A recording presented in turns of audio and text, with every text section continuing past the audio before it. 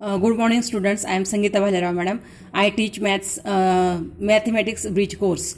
तो देखो इसका आज 21 डे है और आज वर्कशीट नंबर 21 हम लोग सॉल्व करने वाले हैं. अभी देखो उसका यूनिट है बार ग्राफ और उसका सब यूनिट है. तो यहाँ पर जो भी ग्राफ दिया है उसका ऑब्जर्वेशन करके उस पर डिपेंड जो भी क्वेश्चंस है उनके आंसर जो है वो सॉल्व करने हैं. तो देखो यहाँ पर ये जो ग्राफ है इस ग्राफ का आपको ऑब्जर्वेशन करना है, यानी इस पिक्चर को ऑब्जर्वेशन करना है और बाद में जो भी यहाँ पर साइड में जो भी क्वेश्चंस दिए हैं उन क्वेश्चंस के आंसर आपको नोटबुक में लिखने हैं. तो देखो सबसे पहले यहाँ पर जो है वो रन्स दिए गए हैं और यहाँ पर ओवर्स दी गई है. तो देखो रन्स जो होते हैं तो यहाँ पर श्रीलंका और इंडिया इन दोनों कंट्रीज के बीच में ये गेम है और ये गेम है क्रिकेट का. उसके साथ साथ यहाँ पर देखो रन्स दिए हैं, ओवर्स दिए हैं, उसके बाद रन्स कितने हो गए वो उसका बॉल के द्वारा उसका पिक्चर दिखाया गया है और ओवर्स कितने हैं वो ग्राफ बार के द्वारा उसका पिक्चर दिखाया गया है. तो इस तरह से ये ग्राफ जो है उसका ऑब्जर्वेशन करके हमें साइड में जो भी क्वेश्चंस दिए हैं उनके आंसर लिखने हैं. तो देखो सबसे पहले क्वेश्चन है observe the picture along side.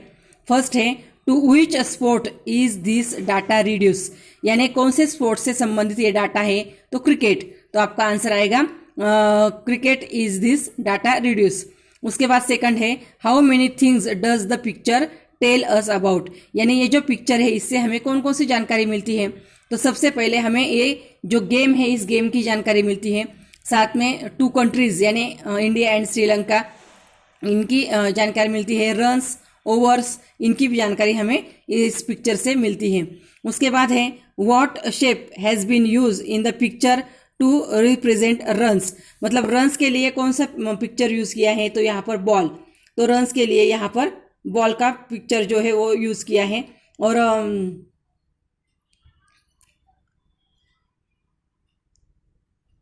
और ओवर्स के लिए बार का यूज किया है. तो इस तरह से ये क्वेश्चन जो है वो आपको उसके आंसर जो है वो लिखने हैं. उसके बाद और एक पिक्चर है वो जो आपको दिखाने वाली हूँ और उसका भी ऑब्जर्वेशन करके आपको प्रश्नों के उत्तर सॉल्व करने हैं. तो देखो इसमें भी ये ग्राफ है और इस ग्राफ में आप लोगों को इसका ऑब्जर्वेशन करके आपको प्रश्नों के उत्तर लिखना है.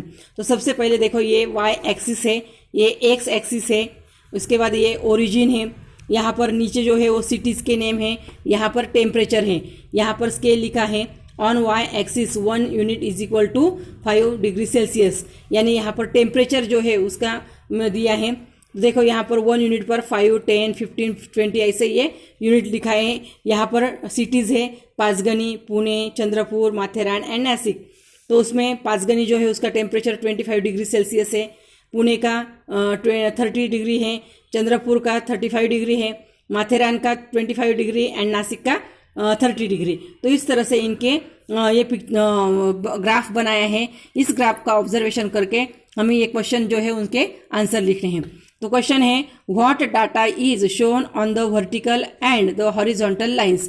तो इसमें ये जो मतलब वर्टिकल में क्या दिया है, टेम्परेचर की इंफॉर्मेशन दी है और हॉरिजॉन्टल में सिटीज़ की इंफॉर्मेशन दी है. Which city had the highest temperature, मतलब कौन से सिटी का टेम्परेचर हाईएस्ट है.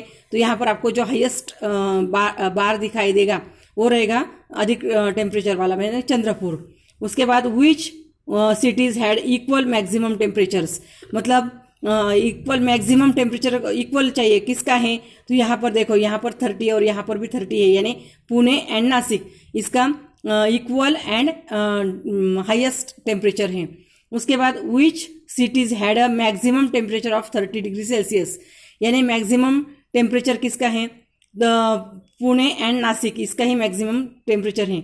What is the difference between the maximum temperature of Panchgani and Chandrapur. Panchgani and Chandrapur इन दोनों के टेम्परेचर में कितने का डिफरेंस है.